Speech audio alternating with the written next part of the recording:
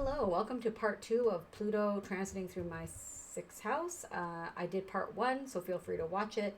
I already know that I'm going to probably sound very different in part 2 than part 1 because I think I'm a completely different person than I was when I made part 1. I won't even listen to it because I just don't want to, because I can hear the Pluto in me just really obsessing over a certain area. So I'm going to try not to do that in this video, but real quick, I'm going to be doing this in whole signs. I know that I did do some videos that were in Placidus, and that was a little confusing for some people. It was, not intentional. It was just because as I've been doing this, I'm just gradually finding I prefer whole signs. I find it a lot easier to work with. So going back to when Pluto entered my house, that was around 2008, and then he just left at the end of January this year, 2024. He will retrograde back in there for a short duration, and if something comes up, I will post about that. But for the most part, I feel like I'm done. So Pluto is transformation, death and transformation, not physical death, although maybe for some people that has manifested as that. But for me, a lot of times Pluto is a transformational metaphorical death in whatever area he's going through. Pluto says change or I'll change you. And Pluto will get to the core, the root of an issue. He'll find the rotten part, throw it out, and then rebuild. That's Pluto. Pluto is very slow moving, so he's not like, it's not like you wake up the next day and he's not Uranus, right? He's very slow. And so I had to really think back what has happened over the 20 years because, you forget. So shortly after this transit started, about in 2010, I did end up having a thyroid surgery. So clearly that's a health surgery. So my health obviously wasn't the best. I didn't feel unwell, but my doctor was saying I wasn't well. I had a big lump on my neck, and I was, my thyroid was extremely hyper. Like, a lot of people are familiar with hypo. I was the opposite. And so I wasn't keeping weight on. It was making me anxious, lots of things. The person I am today, I wouldn't have gotten the surgery. I would have gone for alternative treatment to get to the root. But, I was like 21. I didn't know, or maybe I was 22. But I didn't know what I know now. And so I did the surgery. They removed half my thyroid. It started to function fine. And everything's been great ever since. So that's a blessing. But just looking back slowly over the years, my health transformed from dietary changes to exercise changes. And what I thought was best for me went through lots of changes. So maybe, like, I'm making this up a little, like I was really into running, and then I realized, no, I want to lift, and then I totally got out of running, and I didn't do any cardio. So I swung really hard on different ends of the pendulum, where what I've found is I've had to find a happy medium. And for me, Pluto was very obsessed, right? I had a lot of obsession and a lot of fear around health in my body, and I've had to really find balance, and I finally have. But it was an interesting road. So I'm going to try to keep this in order, but I might be kind of going back and forth a little bit. But so slowly I just started working out more, getting more serious about lifting weights. I ended up getting a personal trainer in about 2016 or 2017, somewhere around there. And that was not a healthy path for me, because then I got obsessed with hitting my macros, hitting my workouts. And I wasn't the type of person that was obsessed with working out to lose weight. I was obsessed with working out because I wanted to gain muscle. And it became really unhealthy for me, to the point where I would have anxiety if I didn't eat enough. I would have anxiety if I missed a workout. Just not good for me. And I wasn't actually eating that clean. I was just trying to get food into me. I got out of that path and started to feel a bit better about it, but I still have this voice in my head that would nip at me when I didn't get a workout in. And I had this belief that if I just didn't work out, I was just going to like wither away, and I needed to be eating all the time, which was not healthy.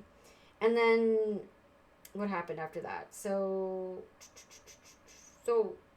I did build muscle, but I also probably wasn't eating very well. And then in 2020, I decided to get off the birth control pill.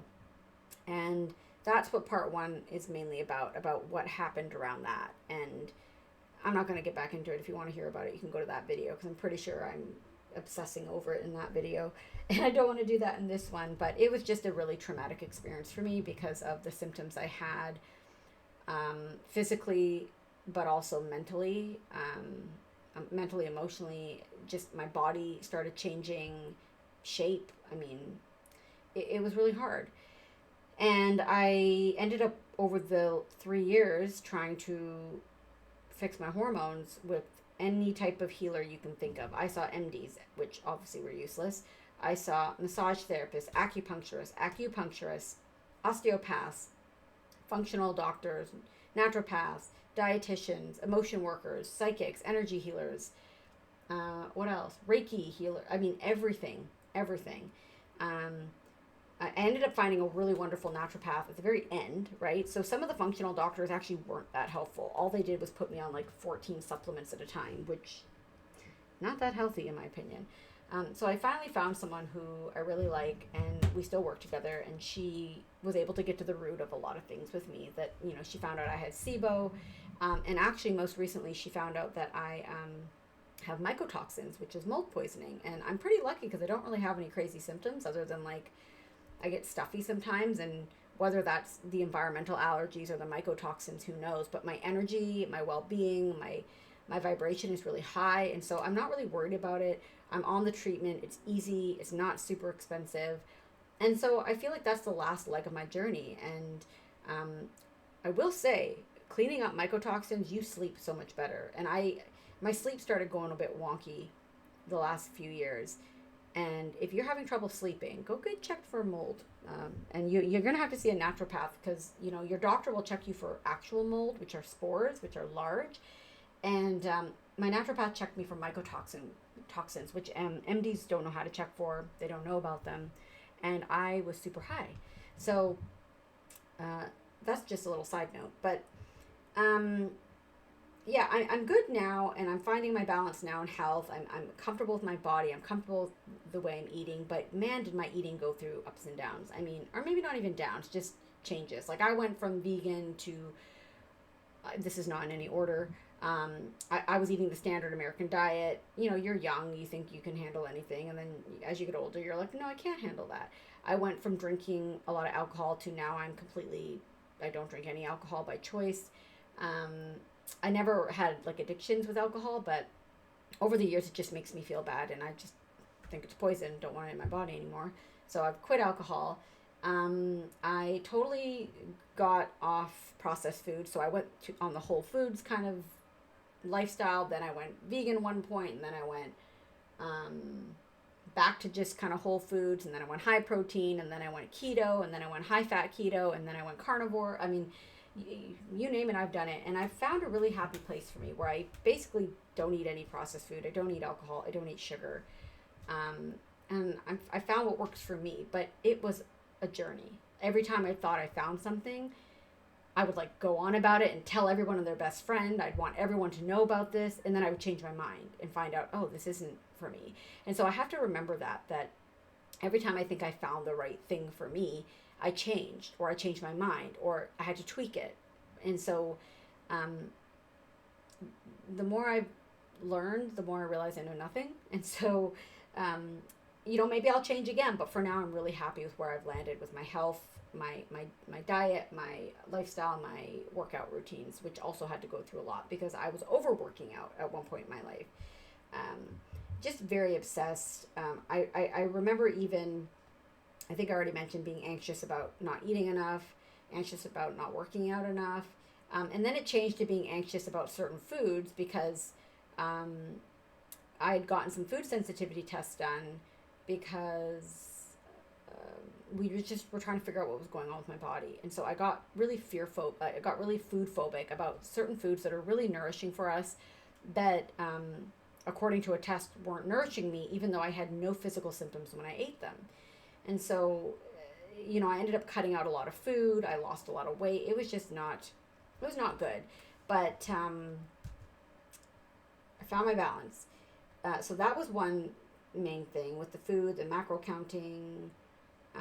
The obsession with health was not all bad in my opinion because my mind was so stimulated by anything health related that I just binge watched podcasts. Like, the amount of information I learned from podcasts, I should have like a bachelor's degree in like health podcasts because maybe even a PhD, because I just like, just, I couldn't stop listening to them, like to the point where I wouldn't even listen to music when I'd work out. I'd listen to a podcast, and I still do, maybe a different varieties of ones now, but like it was so intellectually stimulating, and then I'd want to share what I'd learned, and so I'd share what I'd learned with some people in my life who, you know, I have a sister and one of my good friends are very into health, but my partner's not, and so that was a little hard for him, and there were a few occasions where I feel like one of my friends was just being supportive, but I feel like it was probably a lot for her because I'm just like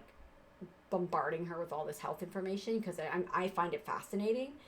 And at one point, my sister and my partner at separate times had basically said, like, we would love to talk about something else because that's all I would talk about. And so, like, it was an obsession to the point where other people were like, okay, lady, like, just, let's talk about something else.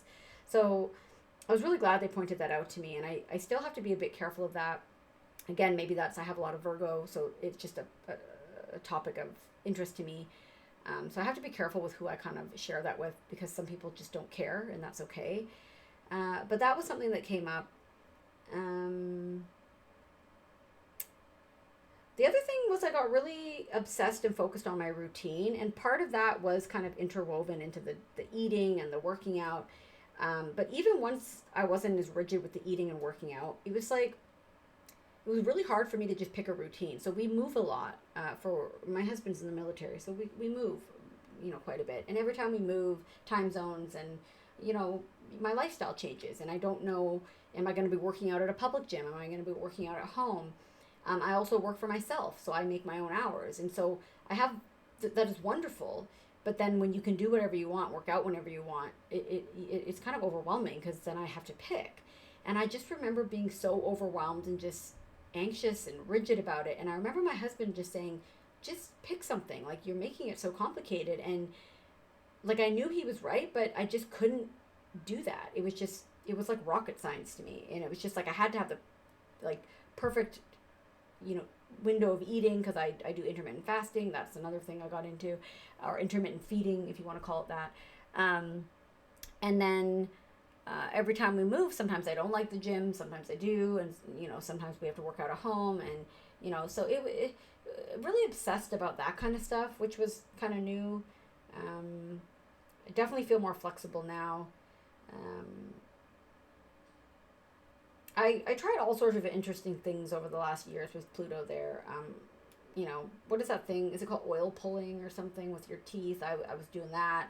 I was doing all sorts of interesting bedtime routines for youthfulness and I don't know. And then every single type of dietary lifestyle, like high fiber, low fiber, no fiber, you know, all the things. So that's that. I don't want to like go too detailed. If anyone has questions, feel free to ask and I'll answer them. But I don't want to get to Pluto here and like obsess over one area. What else came up for me? I'm just looking at my notes.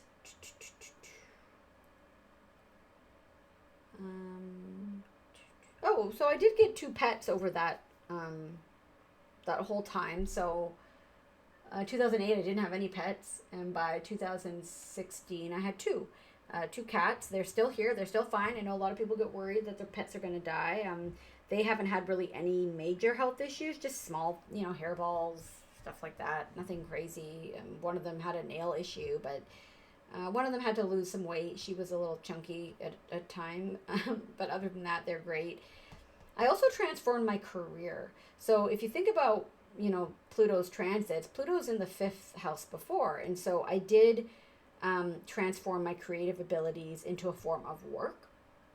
And I transformed my career and I feel more empowered and powerful in my career because I went from working for companies and to government to being my own contractor and then to being my own business owner. And that's really cool. And I would have never thought that. I remember talking to my therapist a couple of years ago in 2019, not that long ago. And she was talking about, you know, if you worked for yourself. And I was like, no, I have no interest in that. That sounds not of interest to me at all. And now here I am. And I wouldn't change it for a world. I honestly, at this point, don't think I could ever work for someone else again. I don't know how I would handle that after having so much autonomy and freedom. So that's kind of cool. And I think that's it. So just a lot of obsession with health, a lot of changing health, um, a lot of having to let things go that weren't serving me in terms of maybe food or even a belief, right, about working out, like that I have to do this many times or this will happen. So lots of those had to die off. And I feel great. And I want to tell anyone who's worried about this transit, do not worry, because honestly, I can truly say I'm grateful for it all now. Like, just because I learned so much about health in my body, and now I'm 36 years young, and I'm going to have the rest of my life to really just nourish my body in a way that I really feel is nourishing. And the only way that would have happened is from these health things that made me really have to force myself to look at what I was putting into my body, how I was treating my body, what my lifestyle practices were, from sleeping and what do you watch on TV, like all the things. And so I really feel like a healthier person, and I feel like a much more balanced person than I was before. So I think that's all I have to share about that. If you want to ask any specific questions, or if something didn't make sense, just ask. You can email or you can post it in the comments. I'd love to hear other people's experience of Pluto in the sixth, or even if they know someone, what was their experience. Because a big focus of the sixth house is health, but I mean, maybe for someone, health didn't come up at all, because, health didn't become really notable, was in my face, until towards the end of the transit. It was very just mildly sprinkled in throughout the whole transit. So do not fear. And Pluto wants to transform you, so you're better off than you went in. And I really have to say that I am. So thank you for listening. That was a bit longer than I had anticipated because I wasn't really organized. So I appreciate you hanging in there if you did. And please like, subscribe, share, and stay tuned for more videos.